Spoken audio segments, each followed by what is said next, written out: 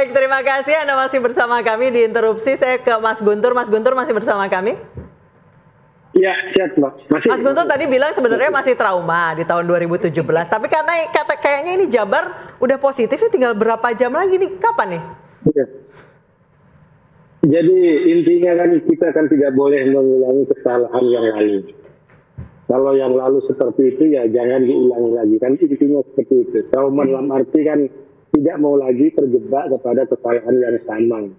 Karena itulah kalau dalam konteks Pilkada DKI, Ibu Mega itu kan menyodorkan Mas Pram sebagai jalan tengah antara nama Anies dengan nama Ahok. Agar kita sama-sama fokus kepada persoalan-persoalan yang ada di Jakarta. Kemudian yang menarik, Mbak, Mas Anies itu kan kita lihat kalau dalam bahasa saya ini, bahasa di komunitas kami ini kembali ke hikmah, kembali ke akarnya. Waktu beliau itu sebagai rektor Paramadina, sebagai tokoh Islam yang moderat, sebelum beliau itu dikelilingi oleh kelompok-kelompok dan tokoh-tokoh yang sering disebut sebagai tokoh-tokoh intoleran. Ini kayaknya Mas Guntur nyindir Pak Mardhani ya? Sekarang kan sudah tidak. Ya kan? Enggak. Waktu Pilpres kan masih sama PKS. Tapi kan di situ ada Caimin. Ada Caimin yang juga ikut memoderasi di sekelilingnya. Nah, sekarang saya kira kalau orang sudah berubah, ya kita terimalah perubahan itu. Dan menurut saya juga Pak Prabowo juga dipilih karena masyarakat juga melihat beliau sebagai sosok yang berubah, kan? Bukan seperti Pak Prabowo tahun 2014, bukan 2019, tapi Pak Prabowo dengan sosok yang baru, kan? Yang lebih humble, yang hijawani, gitu kan. Jadi kalau orang sudah mau berubah, kita lihat perubahan-perubahan itu, gitu, secara positif, ya. Jangan menstigma seseorang dengan persoalan-persoalan yang sudah ada di belakang. Begitu, Mbak. Oke, jadi gimana? Jabar siapa, Mbak? Yang masuk. Jabar siapa? Belum nih. Biasanya wartawan kan sering mendapat informasi pertama. Belum nih. Masih ongoing nih, kayak Mas Guntur kan harusnya lebih tahu dong.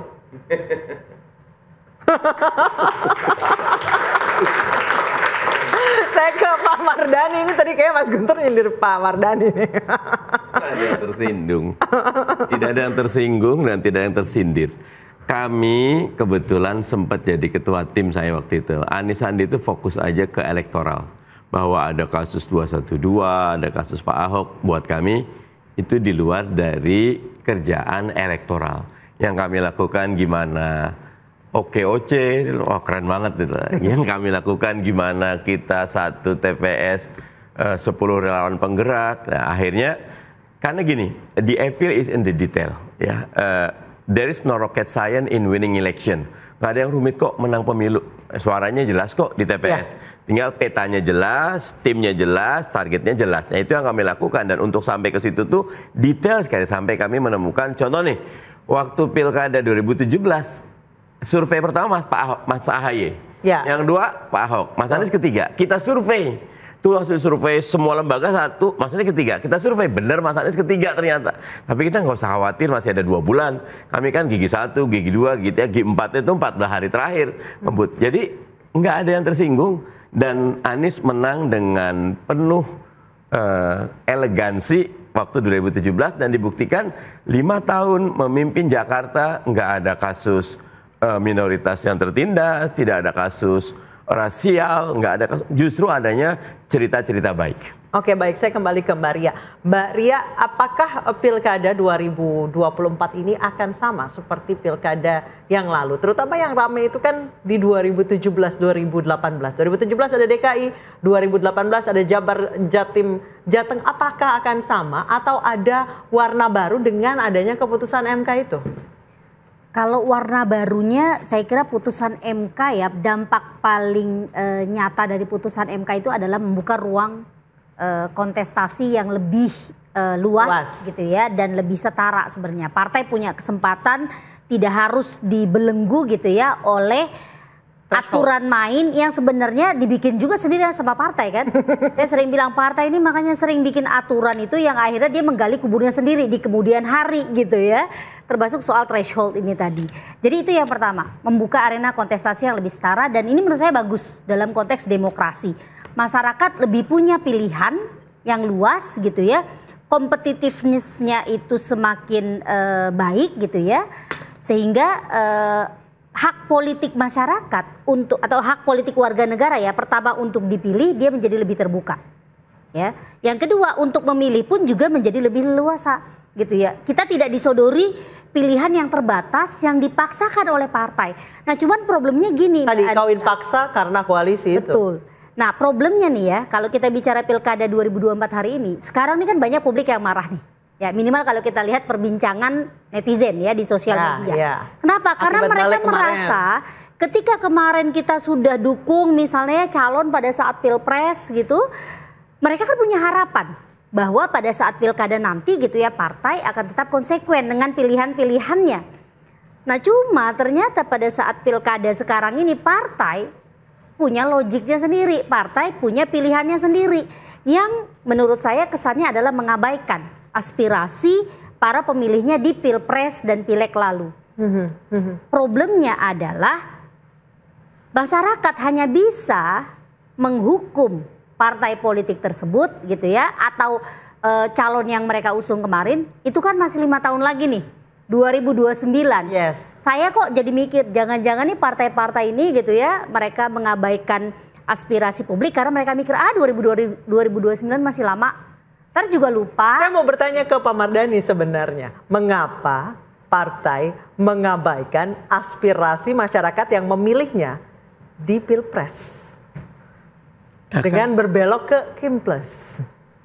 Untuk yang koalisi di pusat ya, saya kira kalau yang pilkada kan memang ada faktor kita kalau di pilkada itu tidak terlalu mempertimbangkan pilpresnya siapa. Jadi boleh saja pilpresnya boleh Pak Prabowo dengan Gerindranya, Golkar, macam kita boleh saja.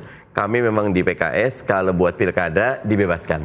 Tidak harus ikut koalisi perubahan di pilkada ya. Kalau di pilkada. Kalau terkait dengan bagaimana sikap PKS, setahu saya PKS nanti akan mengumumkan sikap jelasnya apakah bergabung dengan Kim Plus secara keseluruhan ataukah punya catatan lain, nanti teman-teman DPP akan mengumumkan. Tetapi buat saya pilihan koalisi oposisi kadang-kadang bukan pilihan yang misal sifatnya akidah, benar salah tidak. Ini teknis taktis saja, strategis. Kita boleh karena memang toh di sini bukan musuh, di sini juga bukan berkawan secara ideologis. Yang penting semuanya punya kepentingan untuk membangun negeri. Itu saja. Oke, saya ke Mas Dev. Pendaftaran tinggal beberapa jam lagi, tidak ada putar arah lagi? Tidak ada. Tidak ada. Semua sudah fix, sudah selesai. Baik, sudah fix untuk berlaga di Pilkada 2024. Golkar sudah punya jagoan-jagoannya semuanya? Semua sudah disebar, B1 KWK-nya sudah dibagikan dan sudah sebagian besar sudah mendaftar. Oke, baik. Saya ke Mas Iwan. Mas Iwan ini masih belum juga ini. Belum coba ya? di WhatsApp temennya. Jadi enaknya begini, kalau film tadi, tahu kan film India? Kalau saya bilang film India, bintang itu harus belakangan. Oke. Kalau cepat langsung bubar kan. Jadi inilah indahnya demokrasi kita. Tapi saya tambahkan tadi Mbak Nisa, kenapa tadi partai-partai banyak berubah? Karena memang putusan 60 itu merubah semua strategi. Gitu. Suka apa tidak suka, ini kok berubah? Memang berubah. Jadi ibarat main bola tadi udah diatur lawannya begini, tiba-tiba berantakan semua. Yes. Gitu. Jadi kenapa berubah itu wajar. Kalau partai politik itu tadinya mereka yang nggak bisa jadi bisa. Gitu. Tadinya harus berteman, ya sekarang sendiri juga bisa gitu. Dan punya potensi. Iya. Nah, karena partai itu kan memang dibuat untuk mencari pemimpin kan. Kalau memang nggak cari pemimpin ngapain? Tadinya kan karena nggak cukup, mau nggak mau kan harus mendukung orang lah, ya kan? Ini udah cukup karena sangat rendah sekali. Bagus ya, bagus. Itu umpamanya seperti DKI ini, itu sebenarnya 8 pasang bisa. Tadi kalau lebih cepat lagi, 1 bulan sebelumnya, mungkin itu bisa 5 pasang loh itu. Benar. Ya itu udah, karena memang antara pilpres seperti 2012 lalu ya, banyak. Bagus, ya bagus. Ya nanti calonnya banyak, seperti kata Ustadz Madari tadi, Jabar itu bagus kalau nanti semuanya maju. Jakarta ini pun begitu juga kan, Nah, setelah banyak yang maju, baru hukumnya dirapikan lagi, money politiknya, supaya kita membangun bangsa ini, Mbak Anissa. Ya capek juga melihat bangsa ini terkapar begini-begini terus, ya kan? Ya, jadi itu harus diperbaiki supaya kita melompat jauh ke depan bangsa ini. Oke, baik. Begitu, Mbak Anissa. Baik, saya kembali ke Mas Guntur. Mas Guntur, sudah tinggal beberapa jam lagi, masih belum ada kejutannya ini. Kredit title sudah mau diputar, Mas Guntur, oleh KPU. Sebentar lagi selesai. Ini kapan ditunggu kejutannya? Atau bagaimana selama ini, sejauh ini komunikasi Pak Anies dengan Ibu Megawati? Adakah yang mandek? Kejutannya itu sampai penutupan, Mbak. Penutupan kan jam 12 malam. Ya. Berarti sebelum 12 malam PDI Perjuangan akan mendaftar ke KPUD Jawa Barat. Jadi kejutan itu akan dibicarakan pada esok hari. Yang menjadi headline di media-media. Jadi wartawan harus begadang ya malam ini, Mas Guntur ya? Iya. Terus kemudian kalau komunikasi antara Ibu Mega dengan Mas Anies kan memang belum pernah ketemu ya, Pak. Oke. Tapi kan kita sudah menjembatani lah. Dan saya kira kan Mas Anies tuh tokoh intelektual yang sangat menghargai pemikiran. Tapi Pak Anies sudah pernah mencoba untuk bertemu Bu Mega? Saya kira belum pernah, Pak. Belum. Waktu ke DPP kemarin itu kan, Ibu itu waktu itu ada rapat dengan pengurus DPP. Makanya yang menemui itu Bang Rano, Bang Dul, yang menemui Mas Anies waktu ke DPP itu, waktu itu. Tapi Pak Anies ada mungkin ingin ketemu dengan Ibu untuk berbicara langsung? Nah, saya kurang tahu itu, Pak. Saya kurang tahu. Oke, baik, terima kasih. Gimana? Gimana Mas Guntur? Sebentar lagi, kita tunggu. Bentar lagi nih. Sebentar lagi ya, baik, akan kami tunggu terus, kami nantikan kejutan-kejutan di menit terakhir seperti kejutan dengan keputusan 60 MK yang kemudian mengubah peta perpolitikan di 1 minggu jelang pendaftaran pilkada. Ketika itu 1 pekan yang lalu kita akan masih nantikan seberapa seru jalannya kontestasi pilkada ini. Apakah isu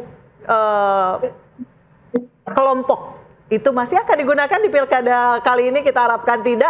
Terima kasih para narasumber telah bergabung dengan kami, Mbak Ria, Bang Iwan, Pak Mardhani, Mas Dev, Mas Guntur telah bergabung bersama kami di Interupsi. Akhir kata saya Anisha Dasuki, mewakili teman-teman yang bertugas pamit. Selamat malam.